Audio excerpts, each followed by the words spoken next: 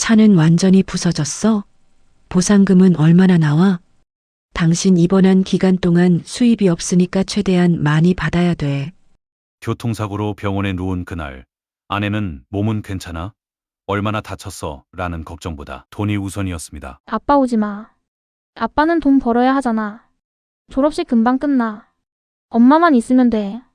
그리고 졸업식 끝나고 친구들이랑 영화 보러 가기로 했어.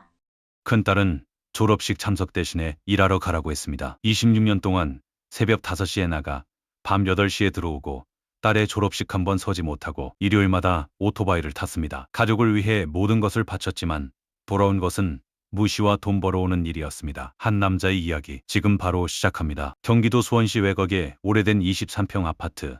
새벽 4시 40분이면 어김없이 알람이 울립니다. 저는 조용히 이불을 걷어내고 어둠 속에서 일어납니다. 세수를 하고 어제 저녁에 미리 꺼내둔 작업복을 입고 주방으로 향합니다. 옆에 누운 아내는 돌아눕지도 않습니다. 거실을 지나칠 때 두 딸의 방문은 굳게 닫혀 있습니다. 이 집에서 새벽에 움직이는 사람은 저 혼자입니다. 냉장고 문을 열면 예전에는 포스트잇 한 장이 붙어 있었습니다. 아내가 며칠 전에 써붙인 글씨였습니다. 여보, 반찬은 냉장고에 있어.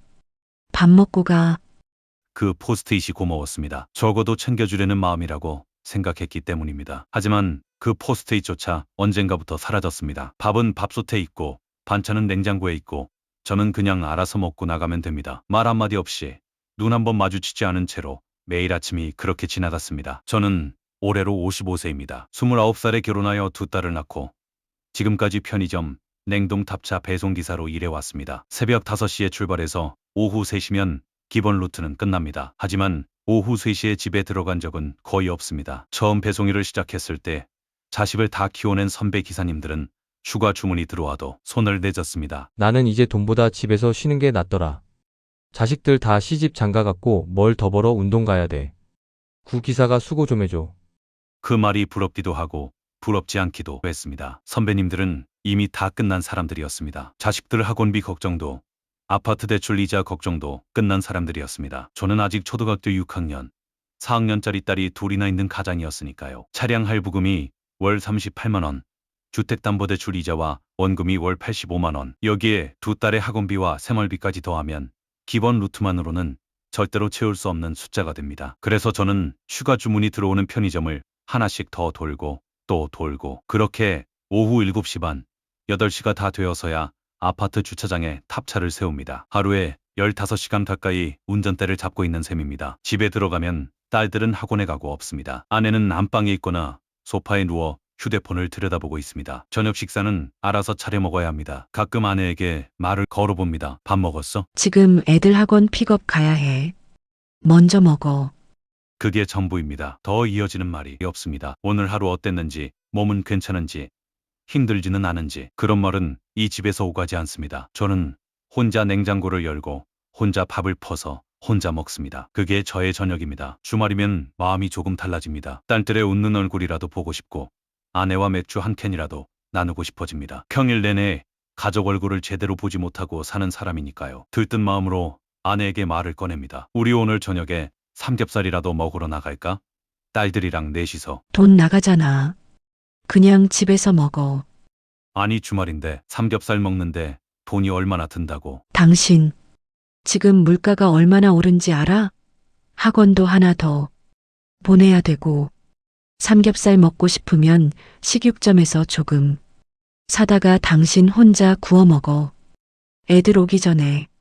더 말을 잇지 못했습니다. 삼겹살 한번 먹으러 나가자는 말이 이렇게 긴 대화가 되어야 하는지, 그리고 결론이 항상 혼자 구워 먹는 것으로 끝나야 하는지 처음에는 서운했고 나중에는 그냥 포기하는 것이 편해졌습니다. 그런데 이상한 것이 있었습니다. 주중에는 아내와 두 딸이 백화점에도 가고 강남 쪽 유명 식당에도 갔습니다. 인스타그램에서 핫하다는 카페에서 딸들이 찍어 올린 사진을 저는 뒤늦게 발견했습니다. 딸 인스타그램에 올라온 사진 속에서 셋은 환하게 웃고 있었습니다. 아내의 카카오페이에서 빠져나간 지출 내역을 보면 외식비와 쇼핑비가 결코 적지 않았습니다. 제가 주말에 같이 나가자고 하면 돈이 없다고 하면서 제가 없는 평일에는 셋이서 즐겁게 나다녔습니다. 그 사실을 알면서도 저는 아무 말을 하지 못했습니다. 말을 꺼냈다가 싸움이 되는 것이 더 싫었기 때문입니다. 어쩌다 가족과 함께 저녁 식사를 하고 거실에 앉아 TV를 보는 날이 있었습니다. 그런 날이 저는 좋았습니다. 평범한 가족의 저녁처럼 느껴졌기 때문입니다. 그런데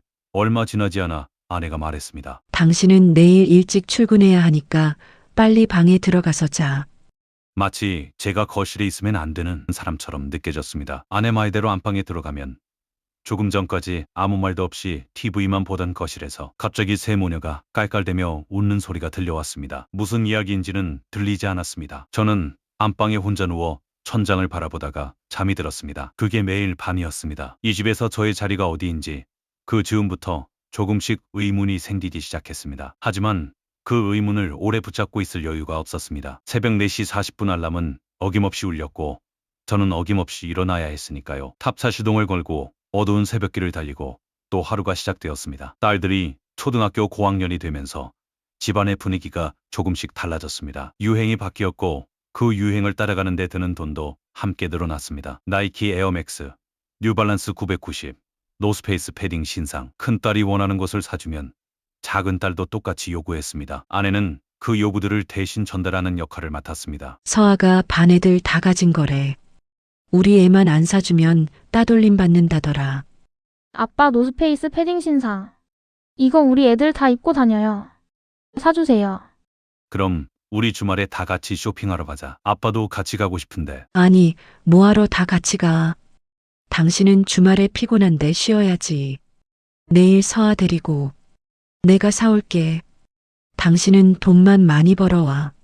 항상 이런 식이었습니다. 제가 함께하고 싶다고 해도 빠지게 되고 결국 남는 것은 카드 영수증뿐이었습니다. 제가 필요한 게 아니라 제가 벌어오는 돈이 필요한 것처럼 그 느낌이 조금씩 선명해지고 있었습니다. 저는 그 말을 거절할 수가 없었습니다. 딸이 따돌림 받는 것보다는 제가 조금 더 힘든 게 낫다고 생각했기 때문입니다. 패딩 하나에 얼마인지 알면서도 무슨 옷이 70만 원이나 하는지 속으로 중얼거리면서도 결국 카드를 내밀었습니다. 그러자 이번에는 작은 딸 지아가 달려왔습니다. 아빠 나도 언니 거랑 같은 걸로 사줘.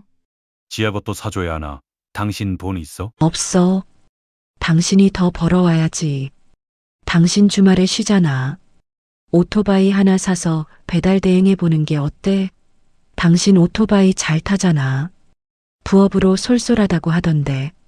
아니, 오토바이 타다가 사고 나면 운전 못하게 되는 게 더 손해잖아. 그게 더 위험한 거 아니야? 조심해서 타야지. 내일 오토바이 알아봐.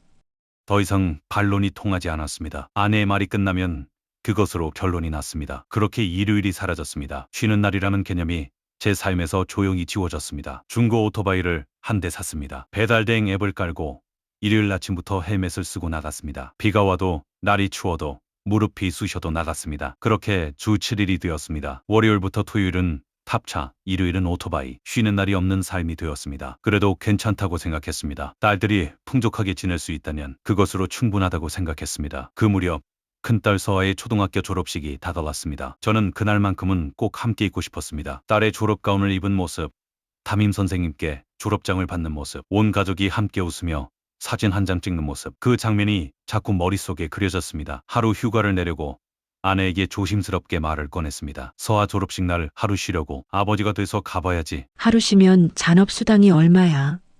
20만 원 날리는 거잖아. 사진이 뭐가 중요해. 그냥 돈 벌러 가.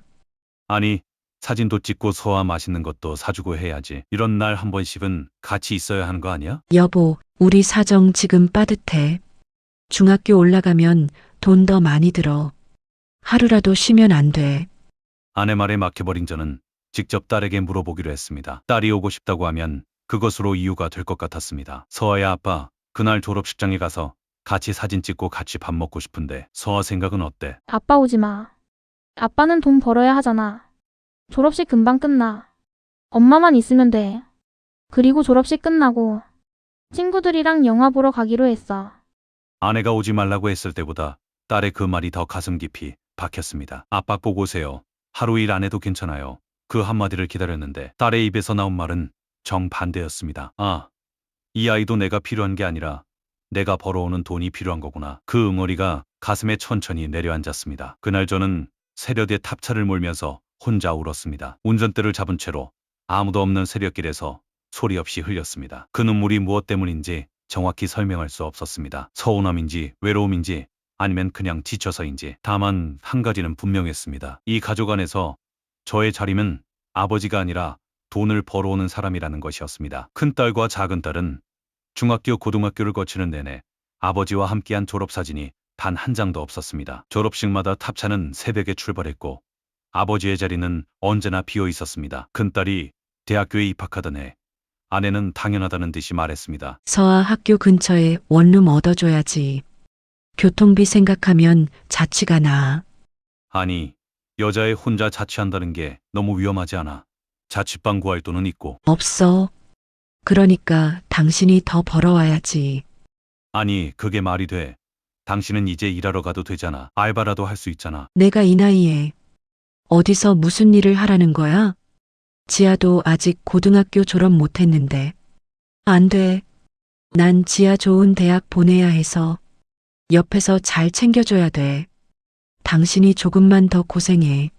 조금만 더 라는 말을 참 많이 들었습니다. 그 조금이 1년이 되고 3년이 되고 5년이 되었습니다. 그리고 그 끝에는 항상 새로운 요구가 기다리고 있었습니다. 저는 그 보증금과 월세를 마련하기 위해 일요일 배달 대행을 더욱 늘렸습니다. 비 오는 일요일에도 영하의 날씨에도 무릎이 아파도 오토바이를 탔습니다. 딸이 편하게 공부할 수 있다면 그것으로 충분하다고 생각했습니다. 그런데 새벽 출근 시간에 이상한 일이 반복되었습니다. 현관문을 열려는 순간 딸들이 기다렸다는 듯이 나타나는 것이었습니다. 아내는 아직 잠들어 있는 시간이었습니다. 아빠 나 이번 달 용돈이 좀 모자라서.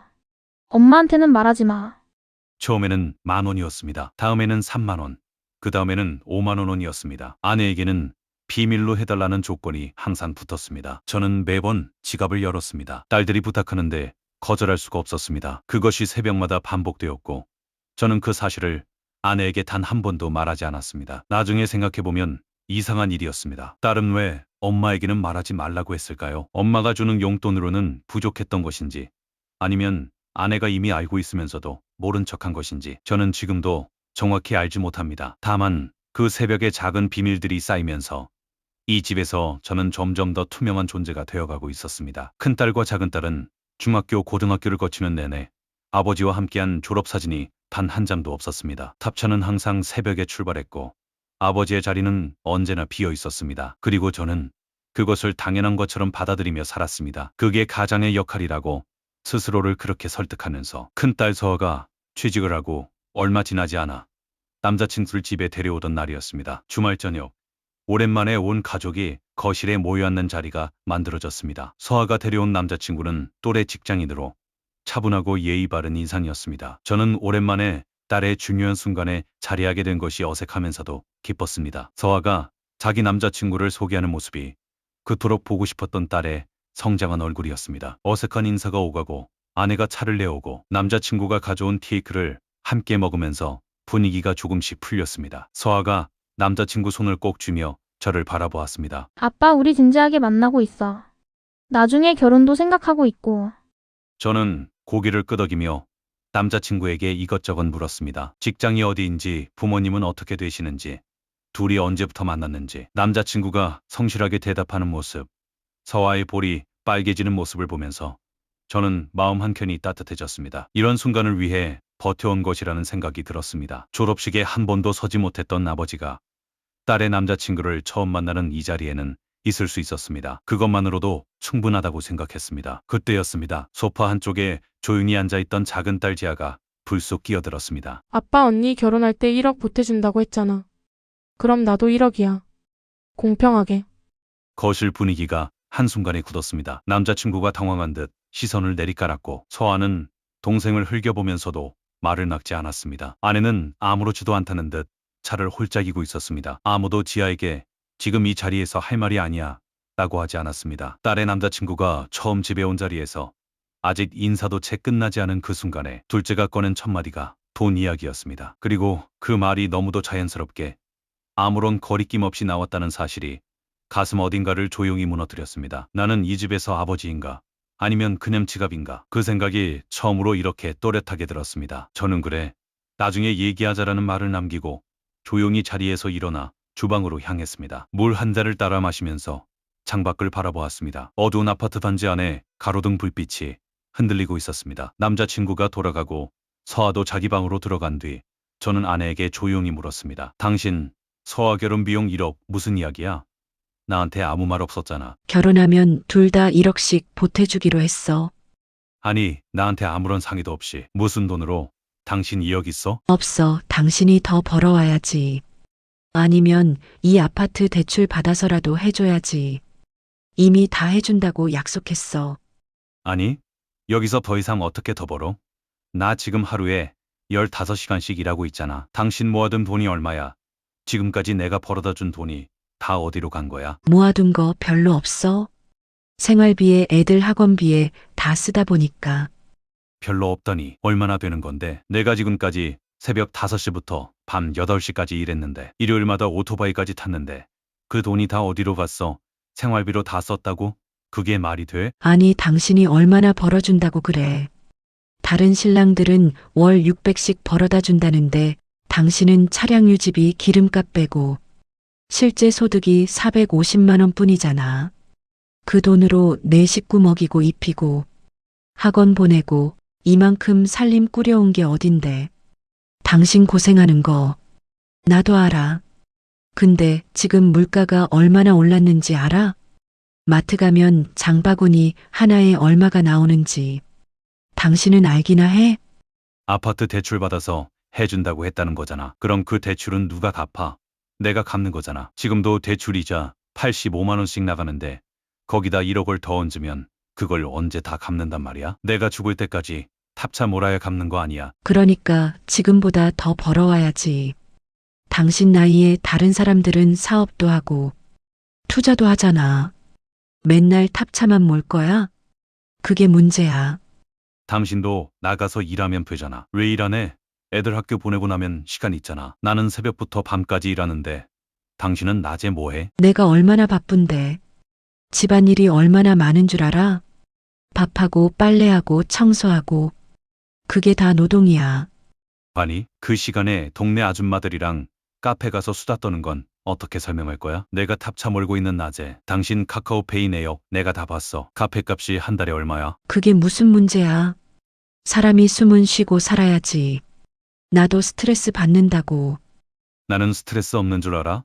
나는 새벽 5시에 일어나서 밤 8시까지 일하고 일요일엔 오토바이 타고 숨 쉴 틈도 없이 사는 사람이 나야. 당신은 숨 쉴 시간이 없어. 그 시간에 일을 하면 되잖아. 알바라도 하면 한 달에 100만 원은 벌 수 있어. 내가 이 나이에 알바를 어디서 해. 창피하게. 그리고 지아 챙겨줘야 하잖아. 지아가 고등학생인데 엄마가 옆에서 하루 종일 붙어 있어야 해? 그게 말이 돼? 당신이 일하기 싫은 거잖아. 솔직하게 말해. 안 해. 못해. 동네 창피하게 전업주부로. 산 세월이 얼마인데. 어디서 무슨 일을 해. 나는 기계야. 26년 동안 쉬는 날도 없이 일했어. 몸이 부서져라 일했어. 근데 돌아오는 게 뭐야? 450만 원 가지고 뭘 벌어오냐는 소리 듣고 대출까지 받아서 1억을 줘야 한다는 소리 듣고 나는 사람이야?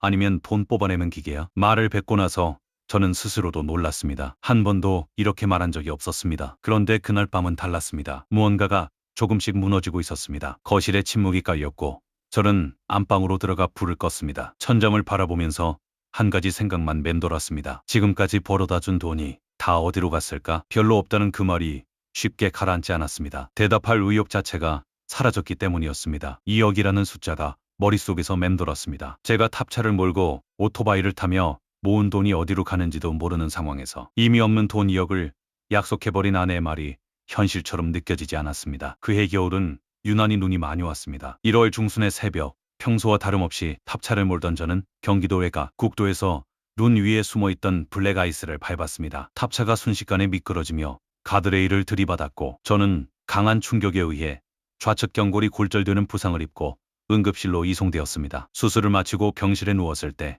저는 처음으로 오래 누워 있어 보았습니다. 몇 년 만에 강제로 주어진 휴식이었습니다. 창밖으로 보이는 병원 마당에는 눈이 소복이 쌓여 있었고 링거 줄에서 방울방울 약이 떨어지는 소리가 유난히 크게 들렸습니다. 천장을 바라보면서 저는 오랫동안 아무 생각도 하지 않았습니다. 그냥 누워 있었습니다. 그것만으로도 몸이 편했습니다. 며칠 후 아내가 면회를 왔습니다. 저는 아내의 얼굴을 보자마자 왠지 모르게 눈물이 날 것 같았습니다. 오랜만에 마주하는 아내의 얼굴이었고 걱정해 줄 거라는 기대가 있었습니다. 몸은 좀 어때? 라는 말 한마디면 충분했습니다. 차는 완전히 부서졌어? 보상금은 얼마나 나와? 당신 입원한 기간 동안 수입이 없으니까 최대한 많이 받아야 돼. 몸은 좀 어때? 라는 말이 나올 줄 알았습니다. 며칠 만에 마주한 아내의 얼굴이었고 적어도 걱정 한마디는 해준께라는 기대가 있었습니다. 하지만 아내의 첫 마디는 차였고 두 번째는 보상금이었습니다. 빨리 나와서 다시 일해야 해.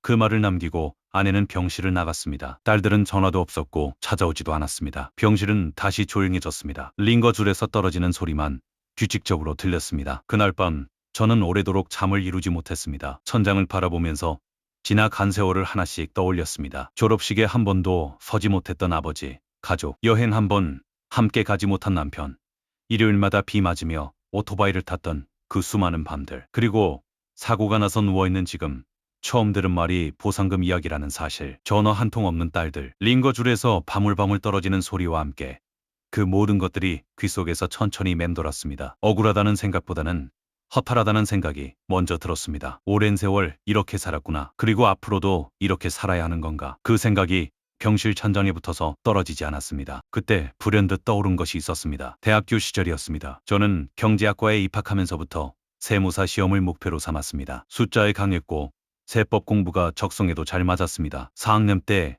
1차 시험에 합격하던 날, 혼자 도서관 앞 벤치에 앉아 합격자 명단을 확인하면서 손이 떨렸던 그 느낌이 아직도 생생했습니다. 2차 시험을 준비하던 그 무렵 지금의 아내와 사귀고 있었습니다. 그리고 예기치 못한 임신 소식이 들어왔습니다. 그해 2차 시험에 떨어지고 한 해만 더 공부했으면 됐는데 중단할 수밖에 없었습니다. 혼전 임신이라는 현실 앞에서 아내의 배가 불러오는 속도만큼 빠르게 저는 학원을 끊고 교재를 덮고 취업 전선에 뛰어들었습니다. 아는 선배가 소개해준 냉동물류 회사에 들어갔고 그것이 26년이 되었습니다. 그 이후로 세무사라는 단어를 입에 올린 적이 없었습니다. 꿈이라는 것은 현실 앞에서 한번 접으면 그냥 없어지는 줄 알았습니다. 그런데 병실 천장을 바라보는 지금 그 꿈이 먼지를 뒤집어 쓴 채 여전히 거기 있었습니다. 한 번도 완전히 사라진 적이 없었습니다. 나는 1차까지 붙어봤던 사람이다. 그때 그 실력이 아직 남아있을까? 이제 50이 넘었고 다리는 부러졌고 답차는 폐차되었습니다. 20년 넘게 맞지 않는 옷을 입고 산 것처럼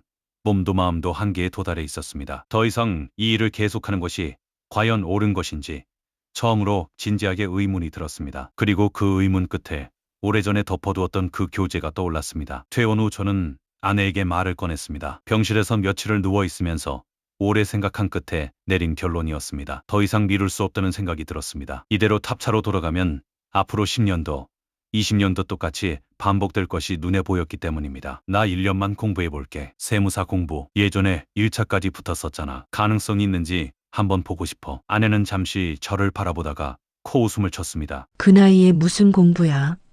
애들 결혼도 시켜야 하고 노후 대책도 해야 하는데 한가하게 공부나 하고 있게. 현실을 봐야지. 1년이야. 1년만 봐줘. 나도 내 삶을 한번 살고 싶어. 허참 1년씩이나. 그 1년 동안 수입은 누가 책임져? 당신 다리도 아직 다 낫지도 않았잖아. 다리는 괜찮아. 보상금으로 당분간 버틸 수 있어. 1년만 기회를 줘. 아내는 더 이상 말하지 않았습니다. 허락도 거절도 아닌 침묵이었습니다. 하지만 저는 이번에는 물러서지 않았습니다. 살면서 처음으로 아내에게 단호하게 말한 순간이었습니다. 그 침묵을 허락으로 받아들이기로 했습니다. 그런데 공부를 시작한 다음 달부터 집안 분위기가 달라졌습니다. 아내는 예전처럼 무관심한 것이 아니라 완전히 다른 방식으로 저를 대하기 시작했습니다. 그 변화는 밥상에서 가장 먼저 나타났습니다. 흰쌀밥 한 그릇, 김치 한 접시, 그리고 김 한 봉지. 그게 전부였습니다. 예전에는 계란말이라도 있었고 어쩌다 한 번씩 국이라도 끓여두었는데 공부를 시작한 이후로 반찬은 딱 2가지로 고정되었습니다. 아내와 딸들 앞에는 제육볶음이 올라오고 미역국이 올라오는데 제 앞에는 김치와 김뿐이었습니다. 저는 식탁에 앉아 아내에게 조용히 물었습니다. 여보, 반찬이 이게 다야? 돈 안 버는 사람한테 반찬이 어디서 나와?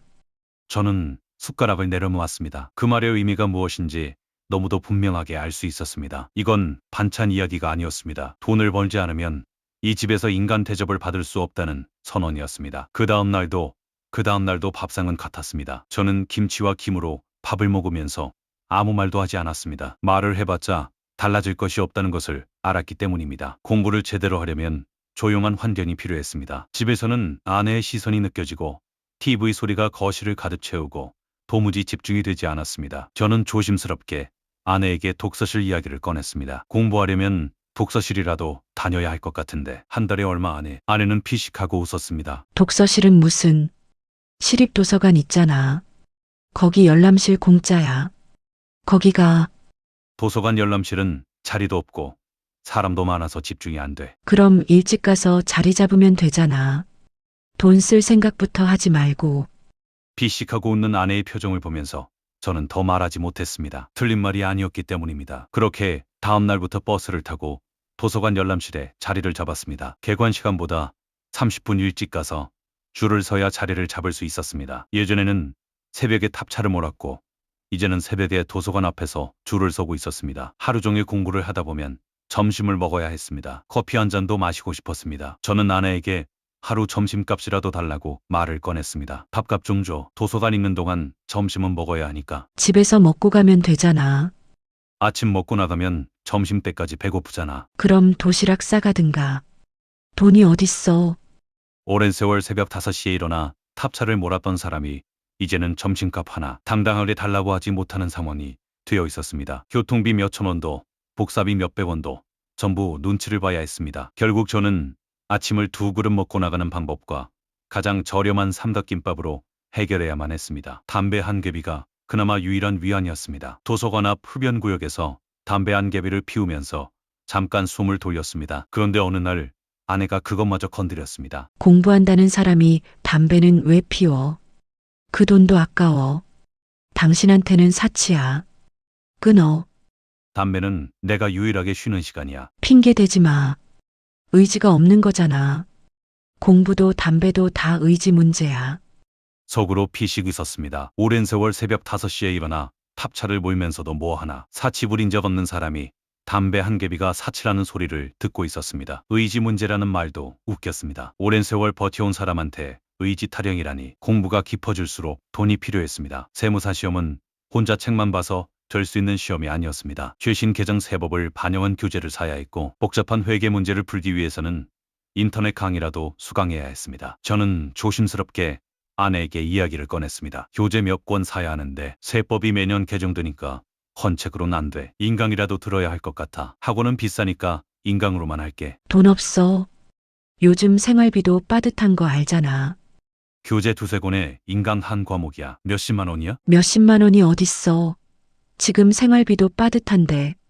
아니, 내가 그동안 벌어다 준 돈이 있잖아. 그 돈이 다 어디로 갔어? 교재 몇 권 살 돈 없다는 게 말이 돼? 그러니까 당신이 더 벌어왔어야지. 지금 형편이 이런데 어떡해. 없는 건 없는 거야.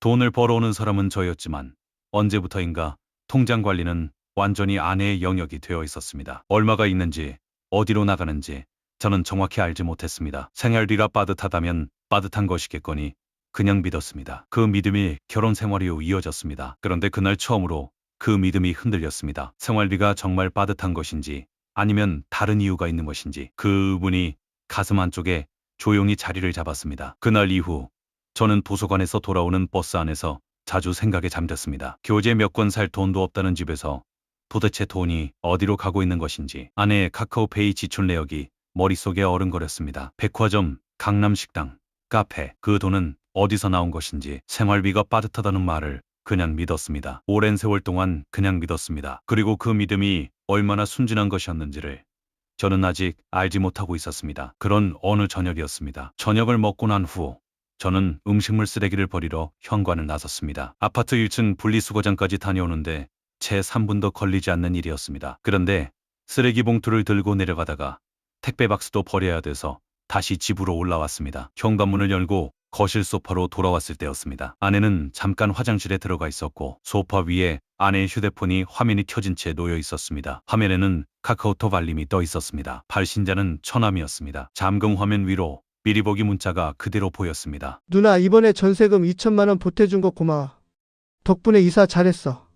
저는 그 자리에 그대로 서 있었습니다. 손에 들고 있던 음식물 쓰레기 봉투가 바닥으로 떨어졌습니다. 화면 속 글자들이 눈앞에서 흔들렸습니다. 2천만 원, 독서실 비용, 점심값, 교재 몇 권 살 돈도 없다고 하고 담배도 끊으라고 했습니다. 생활비가 빠듯하다고 하더니 그런데 처남의 전세금으로 2천만 원이 나갔습니다. 저는 새벽 5시에 탑차를 몰고 일요일에 오토바이를 타고 무릎이 아파도 잔업을 하면서 모은 돈이었습니다. 그 돈이 제가 모르는 사이에 다른 곳으로 흘러가고 있었습니다. 화장실 문이 열리는 소리가 났습니다. 저는 아무 말도 아무 표정도 짓지 않았습니다. 바닥에 떨어진 쓰레기 봉투와 택배 박스를 집어들고 다시 현관을 나섰습니다. 아내는 별다른 눈치를 채지 못한 듯 소파에 앉아 다시 휴대폰을 들여다보기 시작했습니다. 그날 밤 저는 한숨도 자지 못했습니다. 머릿속에서는 숫자들이 맴돌았습니다. 2천만 원, 처남 전세금, 생활비가 빠듯하다, 교재 살 돈이 없다. 그 말들이 뒤섞이면서 잠이 오지 않았습니다. 다음 날 아내가 오전에 친구를 만나러 나갔습니다. 딸들도 각자 나가고 없는 일요일 오전이었습니다. 저는 잠시 멍하니 앉아 있다가 천천히 일어나 아내가 보관하는 가계부를 꺼내 들었습니다. 아내가 직접 손으로 쓴 가계부였습니다. 몇 년치가 한 권에 빼곡히 적혀 있었습니다. 페이지를 한 장 한 장 넘길 때마다 손이 조금씩 떨렸습니다. 매달 지출 항목 중에 익숙하지 않은 항목들이 눈에 들어왔습니다. 장인어른 장모님 용돈 매달 50만 원. 저는 부모님께 용돈을 드리는 것 자체가 잘못이라고 생각하지 않았습니다. 하지만 아내에게서 단 한 번도 그 이야기를 들은 적이 없었습니다. 얼마를 드리는지, 언제부터 드렸는지 한 번도 상의를 받은 적이 없었습니다. 페이지를 더 넘겼습니다. 처남 학원비 매달 30만 원. 처남이 자격증 공부를 하고 있다는 말은 들은 적이 있었습니다. 하지만 그 학원비를 저희가 대고 있다는 말은 단 한 번도 들은 적이 없었습니다. 페이지를 또 넘겼습니다. 처남 운전학원비 63만 원. 처남 자동차 종합 보험 350만 원. 350만 원. 저는 숨을 멈췄습니다. 처남의 자동차 보험료로 350만 원이 나갔습니다. 제가 사고가 났을 때 아내가 처음 꺼낸 말이 보상금이었는데 처남의 자동차 보험료는 350만 원이 나갔습니다. 교재 몇 권 살 돈이 없다고 했던 그 입으로 처제 용돈 매달 20만 원, 처제 대학 등록금 500만 원. 저는 페이지를 더 넘기지 못하고 잠시 멈췄습니다. 눈앞이 흐려졌습니다. 그리고 천천히 다시 펼쳤습니다. 끝까지 봐야 했습니다. 몇 년치를 전부 훑었습니다. 그리고 거기에 처남 전세금 2천만 원까지 더했습니다. 합산한 금액이 눈앞에 펼쳐졌습니다. 이 아파트 값보다 더 많은 돈이었습니다. 저는 그 숫자를 몇 번이나 다시 더해봤습니다. 틀린 것이 아닌가 싶어서. 하지만 틀리지 않았습니다. 새벽 어둠 속에서 탑차를 몰고 일요일 비바람 속에서 오토바이를 타면서 모은 돈이 저의 점심값보다 먼저 다른 곳으로 흘러가고 있었습니다. 그때 문득 떠오른 것이 있었습니다. 저의 어머니였습니다. 명절마다 과일 한 상자가 전부였습니다. 언젠가 어머님 용돈이라도 좀 드리자고 했을 때 아내가 했던 말이 귓속에서 선명하게 되살아났습니다. 어머님은 연금 나오시고 공공근로도 다니시잖아. 지금 그 말이 지금은 완전히 다르게 들렸습니다. 저의 어머니는 공공근로를 나가시면서도 아들의 용돈 한 푼 받지 못하셨습니다. 반면 처가 부모님께는 매달 50만 원이 조용히 빠져나가고 있었습니다. 처남 학원비, 운전 학원비, 자동차 보험료, 처제 용돈, 대학 등록금, 전세금, 그 모든 것들이 제가 모르는 사이에 오랜 세월 동안 조금씩 흘러가고 있었습니다. 저는 가계부를 덮고 휴대폰을 꺼내 가계부의 모든 페이지를 동영상으로 녹화했습니다. 주요 항목들은 사진으로도 찍어서 클라우드에 저장했습니다. 그리고 가계부를 원래 자리에 정확히 가져다 놓았습니다. 아무것도 건드리지 않은 것처럼, 아무것도 보지 않은 것처럼 소파에 앉아서 창밖을 바라보았습니다. 아파트 단지 안쪽으로 봄 햇살이 내려앉고 있었습니다. 어디선가 아이들이 뛰어노는 소리가 들려왔습니다. 세상은 아무렇지도 않게 돌아가고 있었습니다. 이 집에서 나는 돈 벌어오는 기계였구나. 그 생각이 들었을 때 처음으로 눈물이 나왔습니다. 소리도 없이 그냥 흘렀습니다. 분노도 억울함도 아니었습니다. 그냥 허탈했습니다. 20년이 넘는 시간이 이 봄 햇살 아래서 한없이 가볍게 느껴졌습니다. 오래도록 그냥 앉아 있었습니다. 봄 햇살은 계속 내리쬐고 있었고 아이들 웃음소리는 계속 들려왔습니다. 그날 저는 이혼을 결심했습니다. 더 이상 따질 생각도 싸울 생각도 없었습니다. 이미 오래전부터 이 관계는 결혼이 아니었습니다. 그 사실을 이제야 숫자로 확인했을 뿐이었습니다. 아내가 돌아오고 며칠이 지난 뒤 저는 조용히 말을 꺼냈습니다. 음식물 쓰레기 버리던 날 처남 카톡 대화 내용 봤어. 당신 내 몰래 휴대폰 훔쳐봤어? 일부러 보려던 건 아니었어. 마침 당신 휴대폰으로 처남 카톡이 왔고 그걸 내가 본 거지. 당신 나한테 할 말 없어? 그건 잠시 빌려준 거야. 이사해야 돼서. 그 큰 돈이 나가는데 왜 나한테 이야기 안 했어? 그리고 가계부도 봤어. 가계부를 봤다고? 설명하지 마. 말 안 해도 다 아니까. 깔끔하게 이혼하자. 이 아파트 재산 분할은 없어. 당신 적금 절반 나한테 줘. 무슨 말도 안 되는 소리야. 절대 안 돼. 이혼하더라도 적금은 내 돈이고 아파트 지분 50%는 내 거야. 그럼 법원에서 만나자. 나 이혼하는 동안 본가에 가 있을게. 그 순간 아내의 태도가 바뀌면서 목소리가 높아졌습니다. 내가 평생 뒷바라지를 했는데 조강지처를 버린다는 게 말이 돼? 당신 바람났어? 왜 갑자기 이혼이야?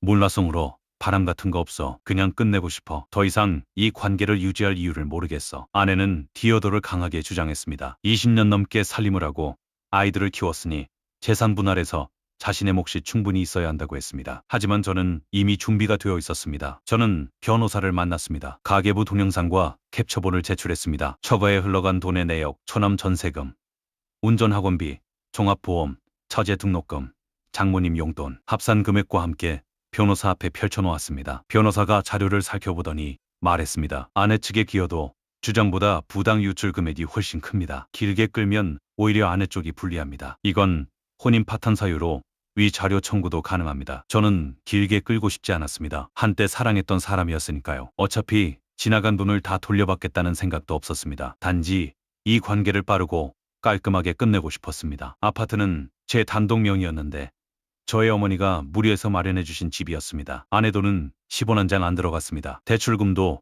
제 통장에서 나가고 있었고요. 아내 몰래 처가로 빼돌린 돈이 이미 재산 분할 청구를 상쇄하고도 남는 금액이었기 때문에 협상은 길지 않았습니다. 아내의 통장에 남아있는 1억 2천만 원에 대한 재산 분할을 청구할 권리가 저에게 있었습니다. 결국 합의가 이루어졌습니다. 아파트는 제가 가져가고 아내 통장에서 6천만 원을 받는 것으로 정리되었습니다. 처가로 빠져나간 돈의 총액을 생각하면 오히려 손해에 가까운 합의였습니다. 그래도 괜찮았습니다. 빨리 끝나는 것이 더 중요했습니다. 이혼 서류에 도장을 찍던 날, 저는 울지 않았습니다. 슬프지 않아서가 아니라 이미 오래전에 다 흘려보낸 것들이었기 때문입니다. 법원 문을 나서면서 처음으로 깊은 숨을 내쉬었습니다. 이혼 절차가 진행되는 동안 큰딸 서화와 작은딸 지아가 찾아왔습니다. 두 딸이 나란히 소파에 앉았고 표정이 굳어 있었습니다. 이혼 이야기를 들은 후로 연락도 뜸했던 딸들이었습니다. 저는 조용히 마주 앉았습니다. 어떤 말이 나올지 대충 짐작이 갔습니다. 하지만 먼저 말을 꺼내지 않았습니다. 딸들이 온 이유가 무엇인지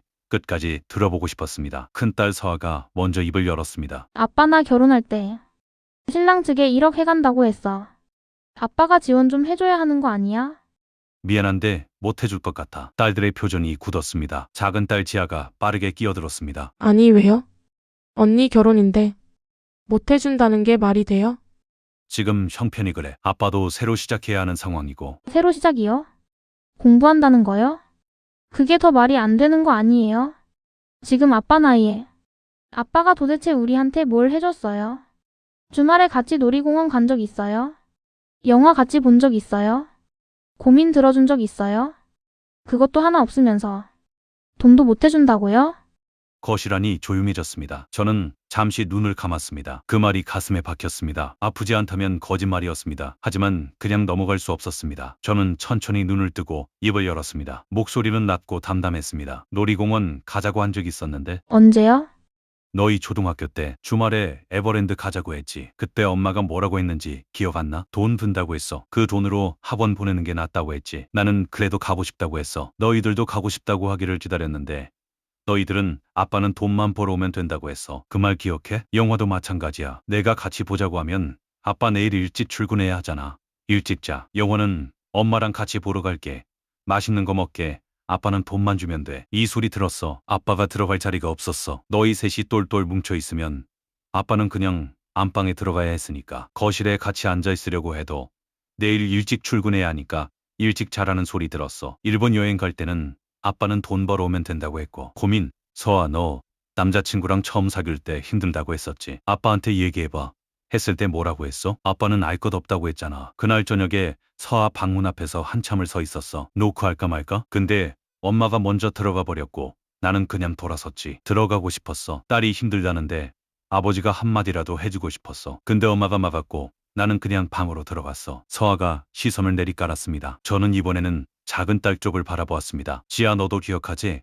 첫 남자친구랑 헤어졌을 때 내가 얼굴 보니까 뭔가 있는 것 같아서 괜찮냐고 물었잖아. 엄마가 나한테 그냥 냅두라고 했어. 남자친구랑 헤어진 거니까 시간이 약이라고. 아빠는 이런 거 몰라도 된다고 했지. 나는 그 말 듣고 방으로 들어갔어. 그게 나를 밀어낸 건지 아니면 지아가 아빠한테 얘기하기 싫었던 건지 나는 지금도 몰라. 근데 적어도 아빠가 관심이 없어서 그냥 넘어간 건 아니었어. 그것만은 알아줬으면 해. 방 안에 무거운 침묵이 깔렸습니다. 딸들은 아무 말도 하지 않았습니다. 서아는 손을 무릎 위에 올려놓고 내려다보고 있었고 지아는 창밖을 바라보고 있었습니다. 저는 그 침묵을 깨지 않고 잠시 기다렸습니다. 아빠가 뭘 더 어떻게 해줘야 했냐. 진짜로 나는 그게 궁금해. 같이 놀이공원 가고 싶다고 해도 돈 든다고 막았고 고민 얘기하려고 해도 엄마가 먼저 막았고 거실에 같이 있으려고 해도 일찍 자라고 했고 졸업식에 가겠다고 했더니 돈 벌러 가라고 했고 내가 할 수 있는 게 뭐가 남아 있었는지 아빠도 모르겠어. 아빠가 너희한테 미안한 게 없다는 게 아니야. 더 싸워서라도 함께 할 시간을 만들었어야 했는데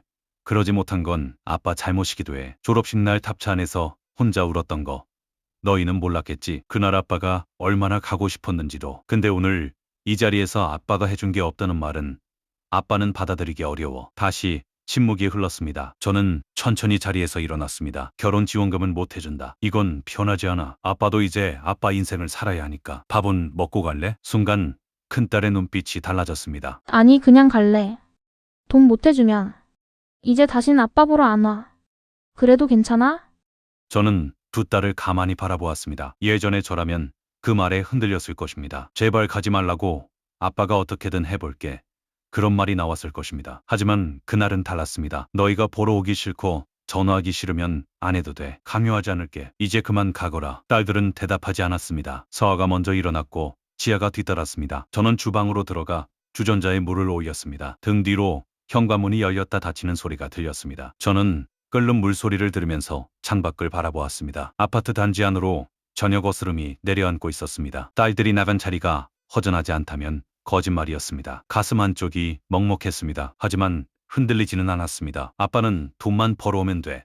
라는 말이 부메랑이 되어 돌아온 것이었습니다. ATM기가 고장나면 필요가 없어진다는 것을 딸들 스스로가 증명해 보인 날이었습니다. 이혼 이후 얼마 되지 않아 큰딸 서아가 혼자 다시 찾아왔습니다. 표정은 굳어 있었지만 눈빛은 무언가를 필사적으로 붙잡으려는 것처럼 보였습니다. 아빠, 나 결혼 준비하는데 진짜로 돈이 부족해. 아파트 담보 대출이라도 받아서 1억만 도와줘.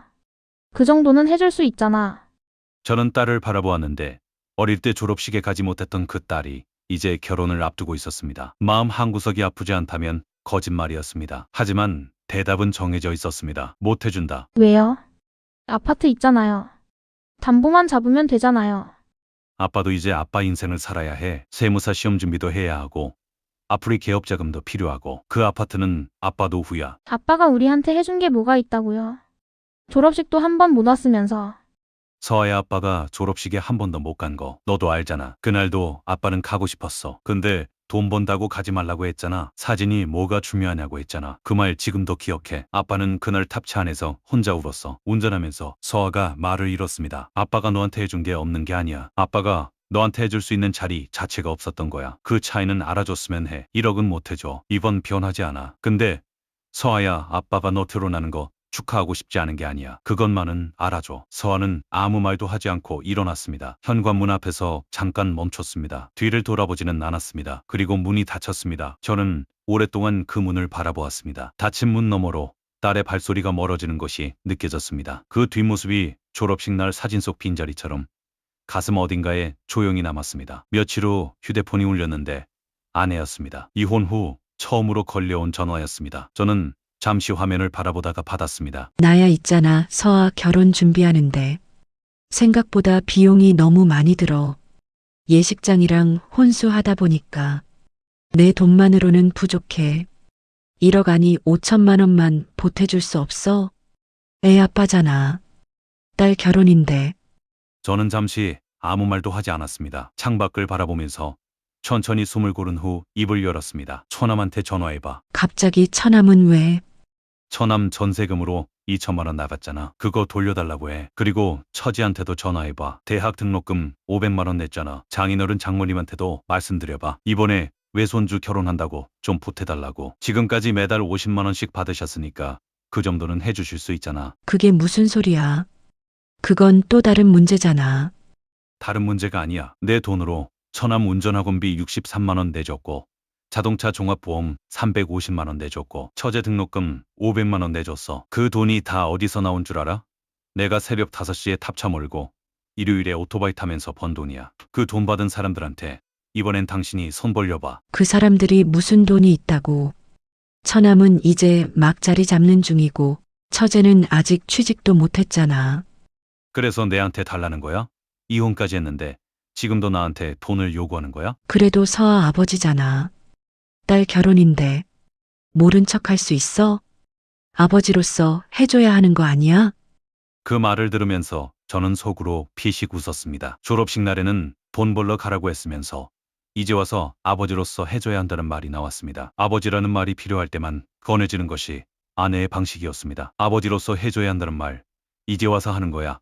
졸업식 때는 사진이 뭐가 중요하냐고 했잖아. 돈 벌러 가라고 했잖아. 거실에 같이 앉아 있으면 일찍 자라고 했잖아. 그때는 아버지가 필요 없었잖아. 돈이 필요할 때만 아버지가 되는 거야? 나는 이미 결정했어. 못 해줘. 그리고 앞으로 이런 전화는 받기 어려울 것 같아. 정말 이렇게까지 할 거야?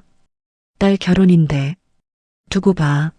그래, 전화가 끊겼습니다. 저는 휴대폰을 내려놓고 한동안 앉아 있었습니다. 두고 봐. 라는 말이 귓속에 남았습니다. 협박인지 한탄인지 알 수 없는 그 말이 저는 이상하게도 무섭지 않았습니다. 결혼 생활 동안 그 말이 무서워서 그 말이 싫어서 그냥 참고 또 참아왔는데 이제는 그냥 담담했습니다. 끝까지 돈 이야기였습니다. 딸 결혼 이야기를 꺼내면서도 결국 1억이 먼저였습니다. 아버지가 필요한 게 아니라 아버지의 통장이 필요한 것이었습니다. 그 사실이 더 이상 새롭지도 슬프지도 않았습니다. 그냥 그런 사람이었습니다. 그리고 저는 이제 그 사람의 ATM기가 아니었습니다. 그 이후 서아의 결혼은 아내가 자신의 돈과 대출을 받아서 치렀습니다. 저는 그 사실을 나중에 전해 들었습니다. 아내는 큰딸 결혼 이후 서아의 집 근처 두룸을 얻어 작은 딸 지아와 함께 살고 있다고 했습니다. 오랜 세월 살았던 23평 아파트를 떠나 딸 곁에 새 둥지를 틀었습니다. 저는 그 소식을 듣고 아무 말도 하지 않았습니다. 좋지도 나쁘지도 않았습니다. 그냥 각자의 길이 각자의 방향으로 가고 있다는 생각이 들었습니다. 그것으로 충분했습니다. 이혼 후 처음 맞이한 일요일 아침이었습니다. 새벽 4시 40분, 몸에 밴 습관대로 눈이 떠졌습니다. 저는 잠시 천장을 바라보았습니다. 탑차키를 찾지 않아도 되는 아침이었습니다. 오토바이 헬멧을 꺼내지 않아도 되는 일요일이었습니다. 누군가 일찍 자라고 할 사람도 없고 반찬이 없다고 눈치를 봐야 할 사람도 없었습니다. 저는 천천히 일어나 주방으로 향했습니다. 주전자에 물을 올리고 커피 한 잔을 내렸습니다. 창가에 앉아서 천천히 커피를 마셨습니다. 창밖으로 아침 햇살이 조용히 들어오고 있었습니다. 아파트 단지도 새 모녀의 웃음소리도 일찍 자라는 아내의 목소리도 없었습니다. 그냥 고요했습니다. 그 고요함이 처음에는 낯설었습니다. 결혼 생활 동안 혼자였지만 혼자인 적이 없었습니다. 항상 누군가의 눈치를 봐야 했고 항상 무언가를 채워야 했습니다. 혼자 마시는 커피 한 잔이 이상하게도 오래 기다려온 것처럼 느껴졌습니다. 아무도 방해하지 않는 아침. 그것이 이렇게 따뜻한 것인 줄 몰랐습니다. 이번에는 독서실도 등록했습니다. 한 달에 9만 원이었습니다. 예전에 아내가 공짜 도서관 가라고 했을 때 꾹 참았던 그 9만 원이었습니다. 이제는 눈치 볼 사람이 없었습니다. 교재도 새 것으로 샀습니다. 최신 개정 세법 교재 3권, 인강수강료. 아무도 몇십만 원이 어딨냐고 하지 않았습니다. 저는 그 돈을 쓰면서 이상하게 손이 떨렸습니다. 오랫동안 기다려온 것을 처음으로 내 돈으로 사는 느낌이었습니다. 공부는 생각보다 빠르게 손에 익었습니다. 26년의 공백이 있었지만 젊은 시절 1차를 통과했던 감각이 조금씩 되살아났습니다. 세법의 구조가 눈에 들어오기 시작했고 회계 문제를 풀 때 답이 보이는 속도가 점점 빨라졌습니다. 누군가 담배 끊으라고 하지 않았고 도시락 싸가라고 하지 않았습니다. 점심은 독서실 근처 국수집에서 혼자 먹었습니다. 눈치 없이 천천히. 어머님께 처음으로 용돈을 보내드린 것도 그 무렵이었습니다. 많지 않은 금액이었지만 어머님은 전화를 주셔서 한참을 우셨습니다. 아니, 이걸 왜 보내? 너도 힘든데. 어머니, 제가 진작 드렸어야 했는데 늦었습니다. 앞으로 매달 보내드릴게요. 괜찮아. 엄마는 연금도 나오고 공공근로도 다니잖아. 그 말을 들으면서 가슴이 먹먹해졌습니다. 아내가 결혼 생활 동안 어머님 용돈을 거절할 때마다 썼던 그 말이었습니다. 어머님은 아들이 힘들까봐 스스로 그 말을 되풀이하고 계셨습니다. 저는 더 이상 그 말에 물러서지 않았습니다. 어머니, 앞으로는 그 말씀 안 하셔도 됩니다. 제가 보내드리는 거니까 받아주세요. 세무사 2차 시험을 준비하던 어느 날 휴대폰에 문자가 왔습니다. 큰딸 서아였습니다. 이혼 이후 연락이 거의 없었던 딸이었습니다. 아빠 나 결혼식 날짜 잡혔어. 11월 셋째 주 토요일이야. 와줄 수 있어? 저는 한참을 그 문자를 바라보았습니다. 복잡한 감정들이 한꺼번에 지나갔습니다. 1억을 거절했던 날, 아빠가 해준 게 뭐냐던 목소리, 2번 다시 보러 오지 않겠다던 말, 거기에 더해 졸업식에 한 번도 서지 못했던 아버지라는 자신의 기억도 함께 지나갔습니다. 차마 안 가겠다는 말이 나오지 않았습니다. 아무리 생각해도 그 말만큼은 할 수가 없었습니다. 딸의 결혼식에 아버지가 없는 것은 그 상처가 딸에게도 남을 것이기 때문이었습니다. 저는 이미 졸업식마다 빈자리를 만들어 온 아버지였습니다. 결혼식마저 그럴 수는 없었습니다. 그래 밝게 결혼식 날, 저는 오래전에 맞춰둔 짙은 남색 정장을 꺼내 입었습니다. 거울 앞에 섰습니다. 머리카락은 많이 빠졌고 얼굴에는 주름이 늘었습니다. 하지만 눈빛은 예전과 달랐습니다. 새벽마다 어둠 속을 달리던 사람의 눈이 아니라 자신이 어디로 가고 있는지 아는 사람의 눈이었습니다. 예식장 로비에서 서아를 만났을 때 딸은 웨딩드레스를 입고 있었습니다. 저는 말이 나오지 않았습니다. 졸업식마다 보지 못했던 딸의 모습이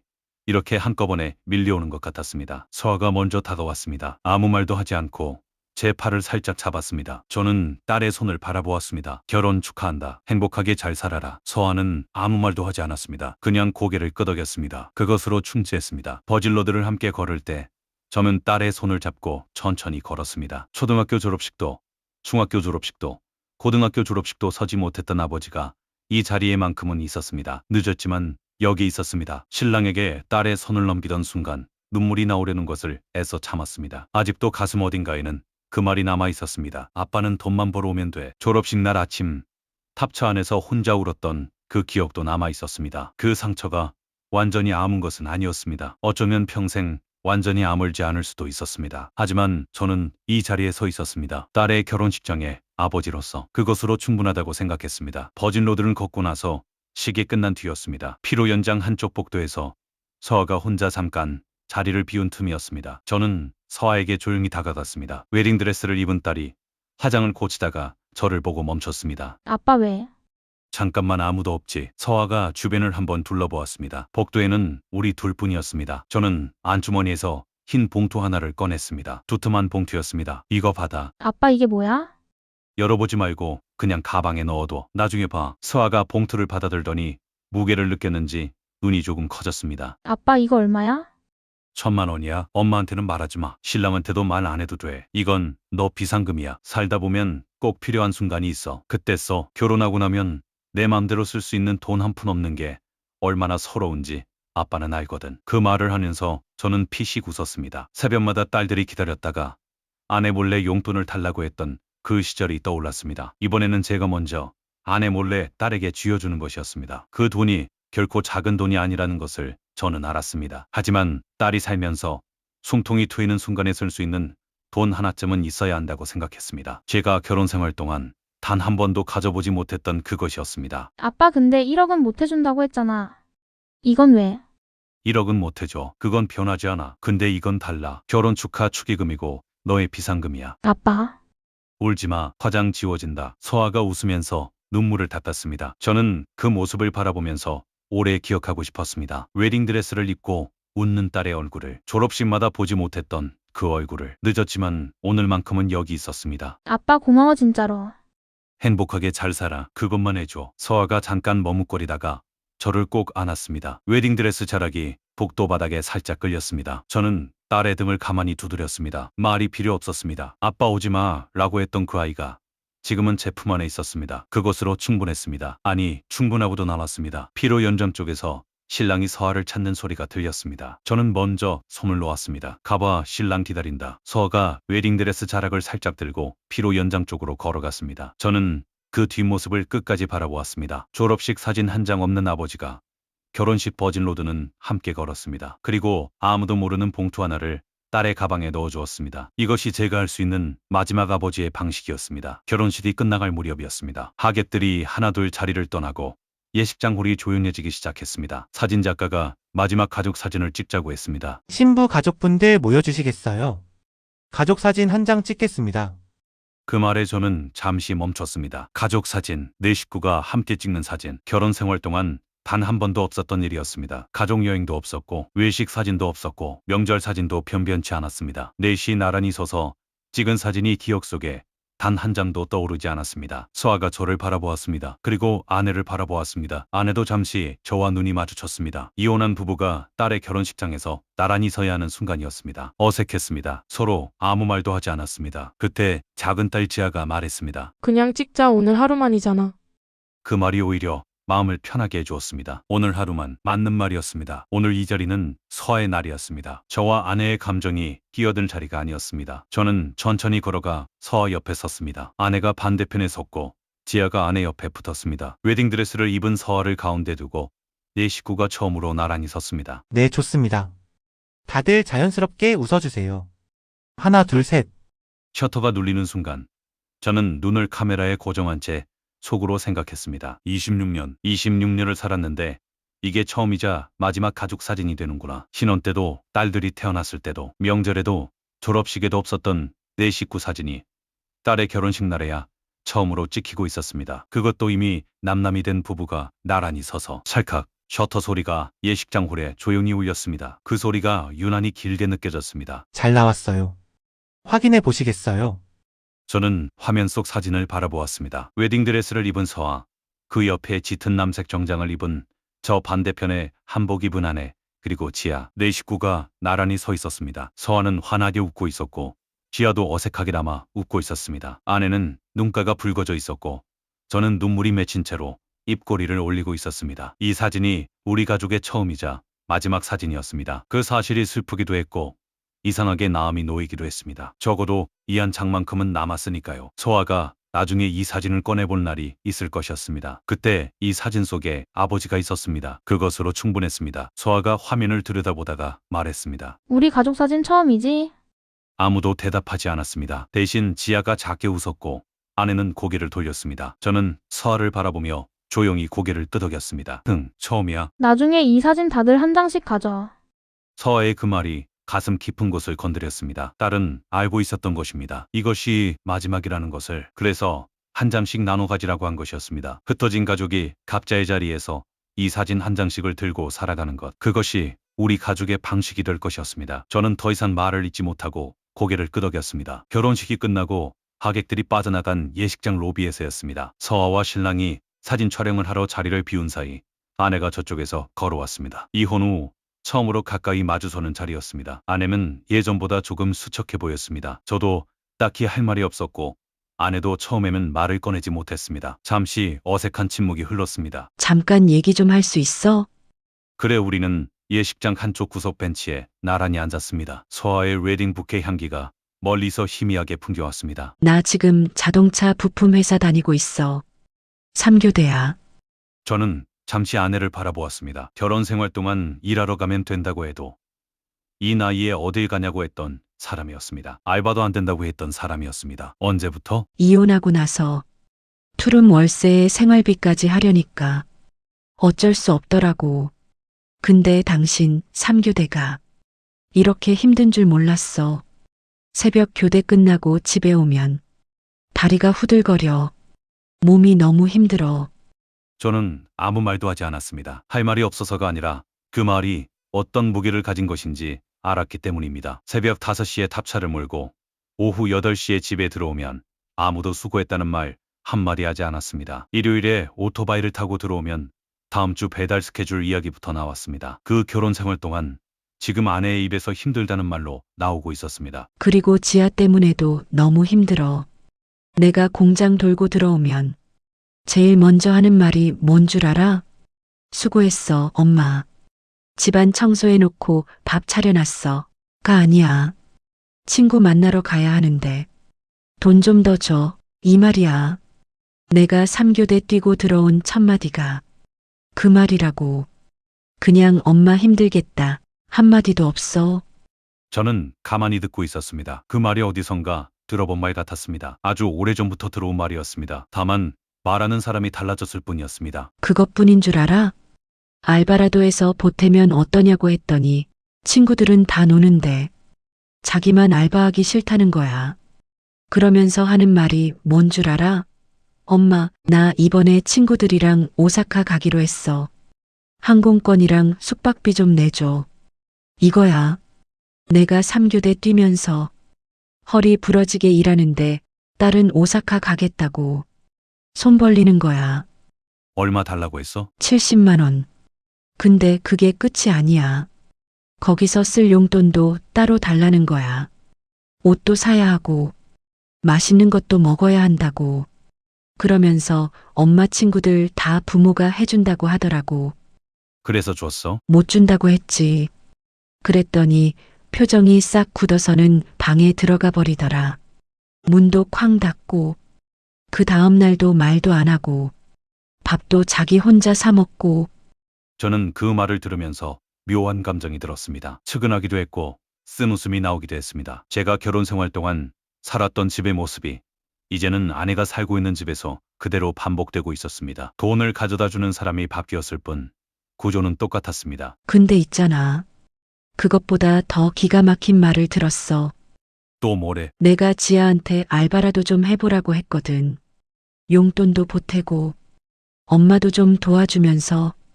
그랬더니 지아가 뭐라고 하는 줄 알아? 그러니까 엄마가 돈을 더 벌어와야지. 나 지금 대학교 어학연수도 가야 하고. 알바할 시간 없어. 엄마가 주말에 식당 보조 자리라도 알아봐. 저는 그 말을 듣는 순간 아무 말도 나오지 않았습니다. 망치로 머리를 3개 얻어맞은 것 같았습니다. 그 말이 너무도 낯익었기 때문입니다. 없어. 당신이 더 벌어와야지. 주말에 쉬잖아. 오토바이 하나 사서 배달 대행 해봐. 그 말들이 귓속에서 그대로 되살아났습니다. 아내가 저에게 했던 말을 이번에는 지아가 아내에게 하고 있었습니다. 단어 하나 틀리지 않고 그 말 들었을 때 어떤 기분이었어? 아내는 잠시 말을 잇지 못했습니다. 손이 무릎 위에서 작게 떨리고 있었습니다. 가슴이 철렁 내려앉았어. 그 말이 어디서 들어본 말 같은데 한참을 생각했어. 근데 있잖아. 그 말이 내가 당신한테 했던 말이더라고. 똑같은 말이야. 내가 당신한테 수도 없이 했던 그 말을 지아가 나한테 그대로 한 거야.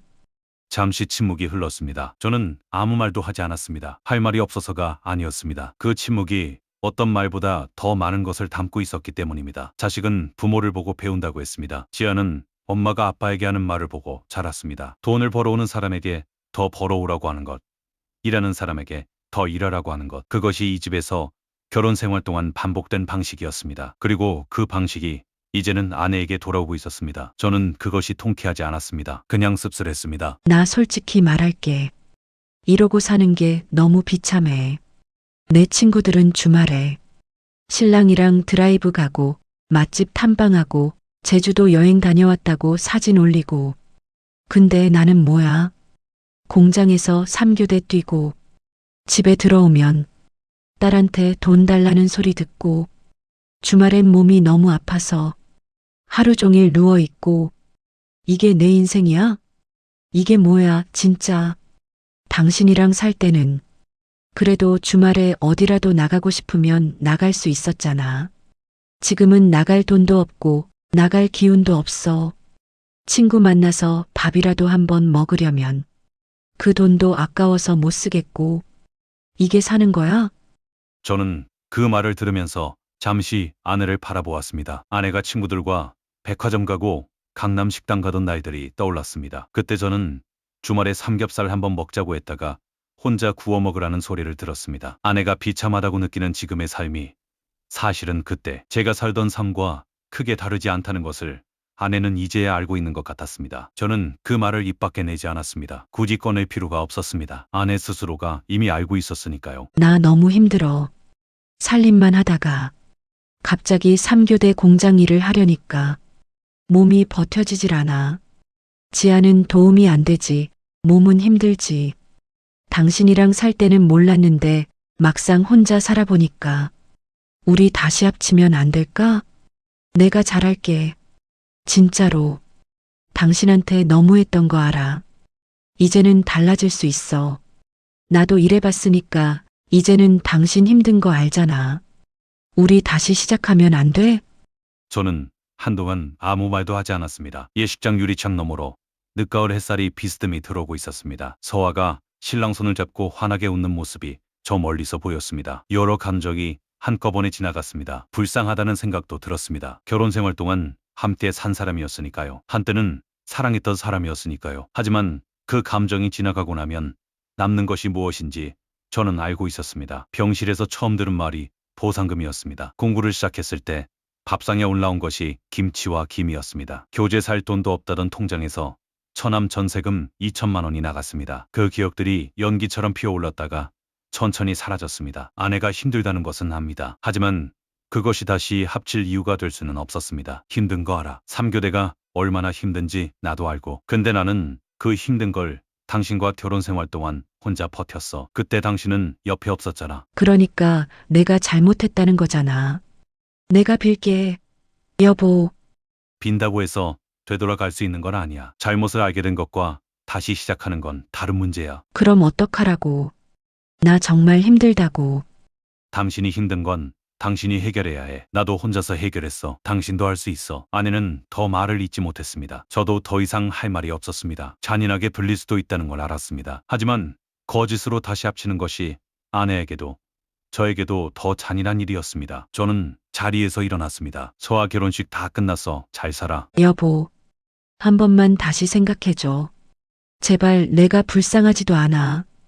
당신 아직도 나 사랑하잖아.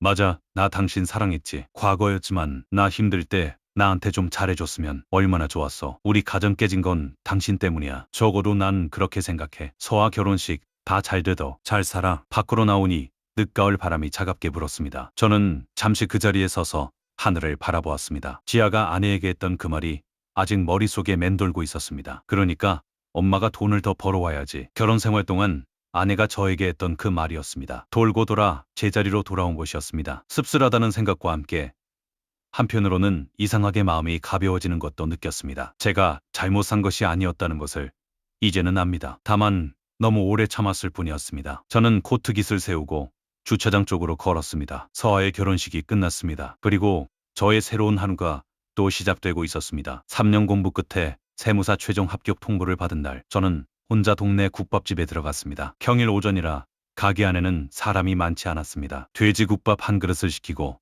혼자 앉아서 천천히 먹었습니다. 특별한 자리도 특별한 사람도 없었습니다. 하지만 그것으로 충분했습니다. 이 합격은 누군가에게 인정받기 위한 것이 아니었기 때문입니다. 근 30년의 세월, 혼전 임신이라는 현실 앞에서 덮어두었던 교재를 다시 펼치는데 그만큼의 시간이 걸렸습니다. 그 세월이 아깝지 않다고 하면 거짓말입니다. 하지만 후회만 하기에는 앞으로 남은 시간이 아직 많았습니다. 소규모 세무법인에서 일을 시작했습니다. 처음 맡은 의료인 파일을 펼치던 날, 손이 조금 떨렸습니다. 탑차핸들을 잡을 때와는 다른 떨림이었습니다. 설레는 떨림이었습니다. 어느 날 회계사 대표님이 말했습니다. 구 세무사님, 정말 성실하세요. 꼼꼼하고 믿음직스러워요. 오래전 그 말을 듣고 싶었던 곳은 가족이었습니다. 여보 아침 먹고 가. 당신 좋아하는 두부조림 해놨어. 오늘도 안전운전하고. 아빠랑 같이 먹으려고 기다리고 있었어. 아빠 일요일에 어린이 대공원에 꼭 같이 가자. 아빠 토요일이 우리 다 같이 영화 보고 삼겹살 먹으러 가자. 아빠 오늘 졸업식인데 꼭 와야 해. 여보 당신 힘든데. 내가 알바라도 하러 갈게. 당신 주말이라도 편하게 쉬어. 이런 따뜻한 가정과 말을 듣고 싶었는데요. 하지만 그 말을 낯선 어른에게서 일을 통해서 돌아왔을 때 저는 이상하게도 울지 않았습니다. 그냥 고개를 끄덕이고 감사하다고 했습니다. 성실하다는 말, 결혼 생활 동안 새벽 5시에 일어나 팝차를 몰았던 사람이 들어야 할 말이었습니다. 늦었지만 이제는 들을 수 있었습니다. 딸들과의 관계는 아직 완전히 회복되지 않았습니다. 서아와는 결혼식 이후 가끔 연락이 오고 갑니다. 지아와는 아직 거리가 있습니다. 서두르지 않기로 했습니다. 관계란 억지로 당기면 끊어지고 놓아두면 조금씩 제자리를 찾아간다는 것을 이제는 압니다. 새벽 4시, 저는 이제 탑차키를 찾지 않습니다. 의뢰인 파일을 펼칩니다. 자신이 선택한 일, 자신의 속도로 하는 일입니다. 완벽하지 않아도 괜찮습니다. 제 삶이니까요. 제 이야기는 성공담이 아닙니다. 억울함을 통쾌하게 갚아주는 복수극도 아닙니다. 새벽마다 혼자 밥을 먹고 졸업식 한 번 서지 못하고 담배 한 개비도 눈치를 봐야 했으며 자신도 모르는 사이에 아파트값보다 많은 돈이 처가로 흘러간 한 남자의 이야기입니다. 제가 얻은 것은 세무사 자격증이 아닙니다. 6천만 원의 재산 분할도 아닙니다. 자신이 인간이라는 사실을 되찾은 것입니다. 독서실 한 달 비용도 눈치를 봐야 했던 사람이 이제는 자신의 시간표대로 하루를 삽니다. 매달 50만 원이 처가로 나가는 동안 점심값을 구걸해야 했던 사람이 이제는 국밥 한 그릇을 눈치 없이 먹습니다. 그것이 이 이야기의 사이다입니다. 거창하지 않지만 그 무엇보다 단단한 사이다입니다. 어머님은 공공근로를 나가시면서도 아들의 용돈 한 푼 받지 못하셨습니다. 저는 이혼 이후 어머님께 매달 조금씩 용돈을 보내드리고 있습니다. 늦었지만 이제는 할 수 있습니다. 가족을 위해 모든 것을 바쳤지만 돌아온 것이 무시와 ATM 취급이었다면 그것은 헌신이 아니라 소멸이었습니다. 그리고 소멸에서 깨어나는 것, 그것이 진짜 용기입니다. 졸업식에 가지 못했던 아버지가 결혼식만큼은 서야 한다고 생각했습니다. 상처가 남아있어도 버린 게 아니라는 것을 등으로 보여주는 것, 그것이 구본옥이라는 사람이 끝까지 붙들고 싶었던 마지막 아버지의 자리였습니다. 새벽 4시, 저는 이제 탑차키를 찾지 않습니다. 의뢰인 파일을 펼칩니다. 자신이 선택한 일, 자신의 속도로 하는 일입니다. 완벽하지 않아도 괜찮습니다. 제 삶이니까요.